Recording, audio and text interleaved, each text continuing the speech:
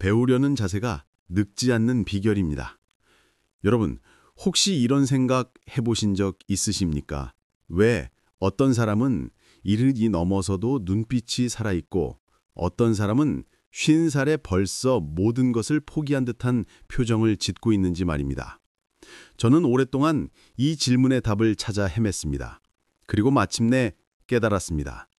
그 차이는 단 하나, 바로 배우려는 자세에 있다는 것을 말입니다.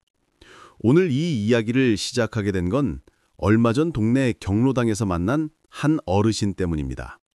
76의 나이에 스마트폰으로 손주들과 영상통화를 하시고 유튜브로 요리 영상을 보며 새로운 반찬을 만드시는 분이었습니다.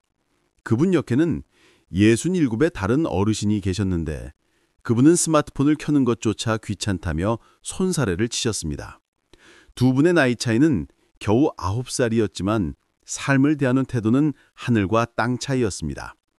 그날 저는 문득 깨달았습니다. 나이가 우리를 늙게 만드는 것이 아니라 배우기를 멈추는 순간 우리는 늙기 시작한다는 것을 말입니다. 첫 번째 이야기, 배움을 멈춘 날. 김성호 씨는 55의 나이에 명예퇴직을 했습니다. 30년을 한 회사에서 성실하게 일했고 과장까지 올랐던 그였습니다. 퇴직금도 꽤 받았고 국민연금도 곧 나올 예정이었습니다. 그는 생각했습니다. 이제 편하게 살아도 되겠구나. 더 이상 새로운 것을 배울 필요도 없겠구나 하고 말입니다. 처음 몇 달은 좋았습니다. 아침에 늦잠을 자고 낮에는 텔레비전을 보고 저녁에는 소주 한잔하며 하루를 마무리했습니다. 하지만 1년이 지나자 뭔가 이상했습니다. 거울을 볼 때마다 자신이 급격히 늙어가는 것이 느껴졌습니다. 단순히 주름이 늘어난 것이 아니었습니다. 눈빛이 흐려지고 말투가 느려지고 무엇보다 새로운 것에 대한 호기심이 완전히 사라져버린 것입니다. 아내가 스마트폰 사용법을 알려주려 하면 짜증을 냈고 친구들이 등산 모임에 나오라고 하면 귀찮다고 거절했습니다. 손주들이 놀러와서 새로운 게임을 보여줘도 이해할 수 없다며 고개를 돌렸습니다. 그렇게 2년이 흘렀을 때 김성호 씨는 60도 되지 않은 나이에 완전히 늙은 사람이 되어 있었습니다. 그런데 어느 날 그에게 전환점이 찾아왔습니다. 같은 회사 후배였던 박 과장이 찾아온 것입니다. 박 과장은 김성호 씨보다 3살 많은 60살이었는데 놀랍게도 최근 작은 카페를 창업했다고 했습니다. 그것도 직접 커피를 배워서 말입니다. 김성호 씨는 물었습니다. 그 나이에 무슨 커피를 배우냐고, 편하게 쉬면 되지 않느냐고 말입니다. 그러자 박 과장은 이렇게 대답했습니다. 성호 형, 저는 배우는 걸 멈추는 순간 죽은 거라고 생각합니다. 몸은 살아있어도 정신이 죽으면 그게 진짜 죽음 아니겠습니까? 그 말이 김성호 씨의 가슴을 후벼 팠습니다. 자신이 지난 2년 동안 얼마나 죽은 듯이 살아왔는지 깨달은 것입니다. 그날 밤 그는 잠을 이룰 수 없었습니다. 그리고 다음 날 아침 결심했습니다. 다시 배우기 시작하겠다고 말입니다. 두 번째 이야기, 배움이 가져온 변화.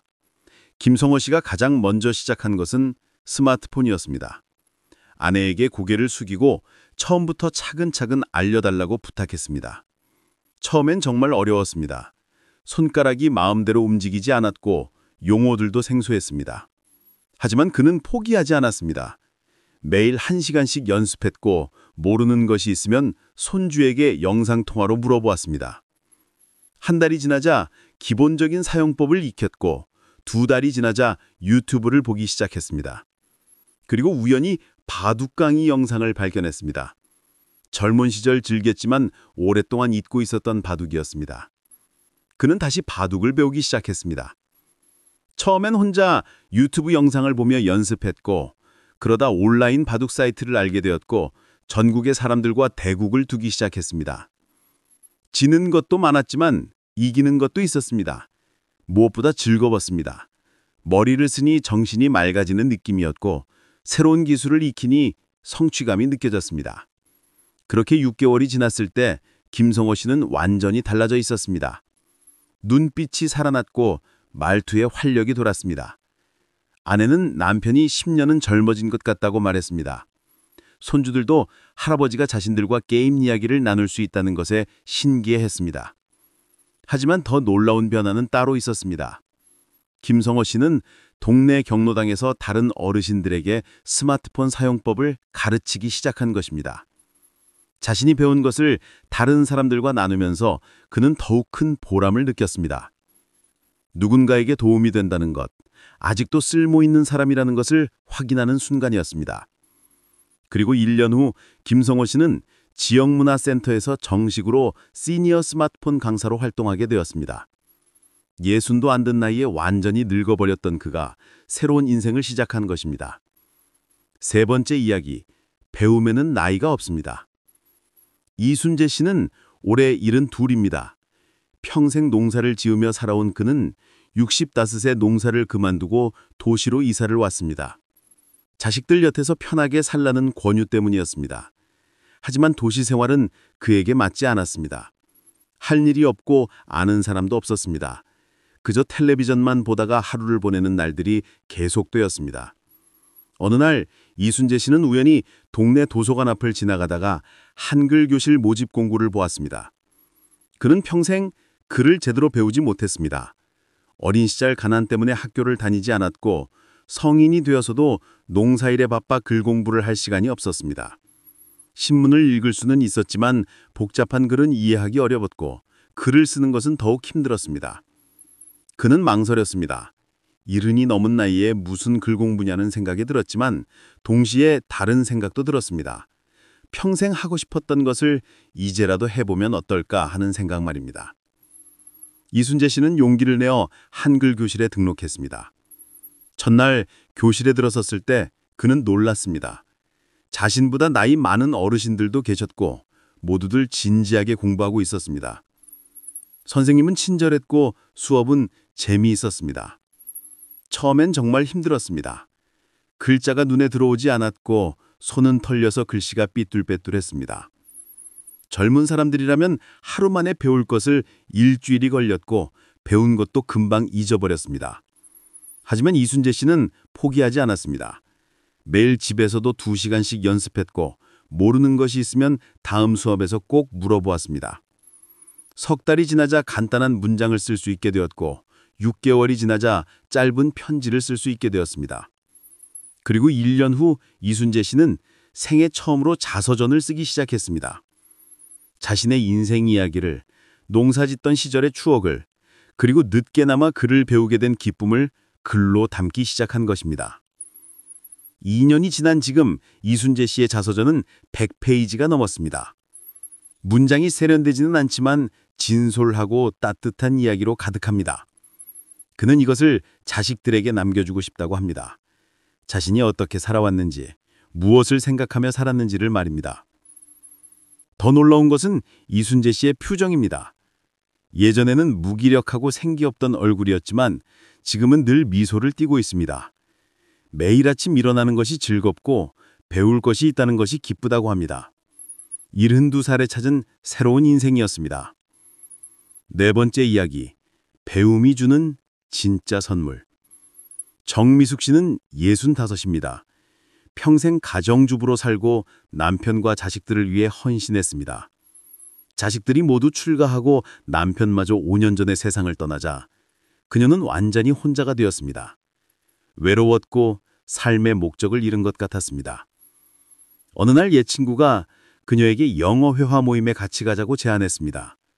정미숙 씨는 어이가 없었습니다. 이 나이에 무슨 영어냐고, 젊은 시절에도 못 배운 것을 지금 와서 배워서 어디에 쓰겠냐고 말입니다. 하지만 친구는 고집을 부렸고 결국 정미숙 씨는 마지못해 따라가게 되었습니다. 모임에는 50대부터 70대까지 다양한 연령대의 사람들이 있었습니다. 모두 영어를 처음 배우거나 다시 배우는 사람들이었습니다. 선생님은 원어민이었지만 참가자들의 수준에 맞춰 천천히 쉽게 가르쳤습니다. 첫 수업에서 정미숙 씨는 자기소개조차 제대로 하지 못했습니다. 부끄러웠고 창피했습니다. 하지만 다른 사람들도 마찬가지였습니다. 모두들 서툴고 실수했습니다. 그런데 이상하게도 누구도 웃지 않았습니다. 오히려 서로 격려하고 응원했습니다. 정미숙 씨는 조금씩 마음을 열기 시작했습니다. 일주일에 2번, 모임에 나가는 것이 기다려졌습니다. 집에서도 혼자 연습했고 영어 드라마를 보며 귀를 열었습니다. 발음이 어색했지만 점점 나아지고 있다는 것을 느낄 수 있었습니다. 6개월이 지났을 때 정미숙 씨는 간단한 영어 대화를 할 수 있게 되었고 1년 후 그녀는 혼자서 해외여행을 다녀왔습니다. 영어를 사용해야 하는 상황이 두렵기도 했지만 동시에 설레이기도 했습니다. 그리고 실제로 해냈습니다. 호텔 체크인을 하고 식당에서 주문을 하고 길을 물어보며 여행을 완성한 것입니다. 여행에서 돌아온 정미숙 씨는 완전히 다른 사람이 되어 있었습니다. 자신감이 넘쳤고 눈빛이 빛났습니다. 그녀는 깨달았습니다. 배움이 준 진짜 선물은 영어 실력이 아니라 나이가 들어도 새로운 것에 도전할 수 있다는 자신감이었다는 것을 말입니다. 지금 정미숙 씨는 여행